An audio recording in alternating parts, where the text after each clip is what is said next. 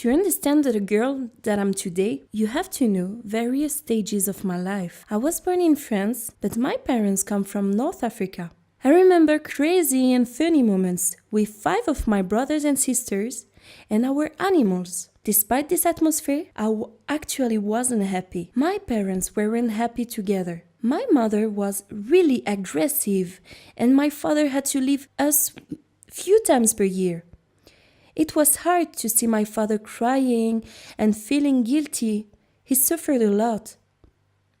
As of us, the children, we got a lot of responsibilities. My mother is illiterate, so I was in charge of the administrative cases, of cleaning the house, preparing the meals, and above all, taking care of one of my big brother who was born with disability, giving him showers, shaving him, helping him to put clothes, and treating him for ostomy. But this is not what I regret. I didn't feel the love of my mother. She never said that she loved me, never hugged me. She was sulking, angry. She insulted me, struck me.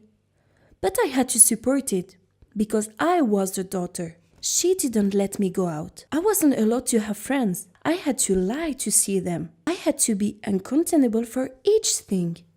Therefore, I never enjoyed my childhood because I had to grow up quickly. My parents finally got divorced and I didn't have the authorization to talk to my father. One by one, my brothers and sisters left the family house to live their own life. I was finally the last person staying with my mother and my brother with disability. I wasn't in touch with any of my family. My close friends tried to help me and convinced me to leave my mother. But for a long time, I said that it was impossible because it was my role. I developed like the Stockholm Syndrome. I didn't find the courage to quit everything. And in November 2014, when I was 26, my mother shot at me. And she finally said the words that I needed to hear. "You are useless to me." I was just completely quiet. And I looked at her, holding my tears. I was really shocked by these words. I didn't know that children were supposed to be useful.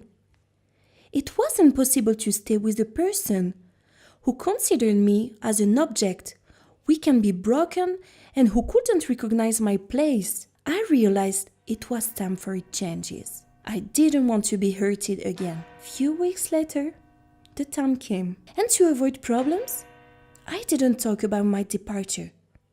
And I took advantage of the absence to leave. I put my stuff and clothes in the garbage bag. I fetched in my cat and turtle. Enjoyed on one of my sister that I hadn't seen for 15 years. At the beginning, I felt good. But then, I couldn't stop to think that maybe my mother needed me. I felt bad because everything happened really fast. In 1 week, I reconnected with my sister. She took the decision to welcome me. And finally, I had to live with people that I didn't really know, far from my friends. My sister wanted me to find a job and apartment quickly. I didn't know at this moment that I was started a depression. My sister put pressure on me because she couldn't understand why I felt bad. She became really nervous, most of the time even angry. She wanted to send me in a mental hospital and give me medicines, but I refused. And finally, she wasn't able to support me anymore. And I had to quit her place. A friend near Strasbourg offered me to live with her and her family that I really, really loved. My sister was actually surprised. She put more pressure on me to accelerate my departure. I immediately bought a train ticket, and she didn't want to talk to me anymore because she realized that she couldn't control me. It was time to go to my region. At my friend's, I entered in my room and discovered posters with "Ahlame, we love you." I realized that I would be with people who love me for who I am. The time I spent with them was just perfect. They made me laugh, hugged me, and simply loved me, just what I needed. I found my first apartment in July 2015. And then I started a new job. I started in dance classes. I see my friends, enjoy the life, meet new people. I am just thankful to my friends who help me and make me smile every day, to my cat who showed me her love by her way. And finally we can say that a new life began and a new Ahlame was born.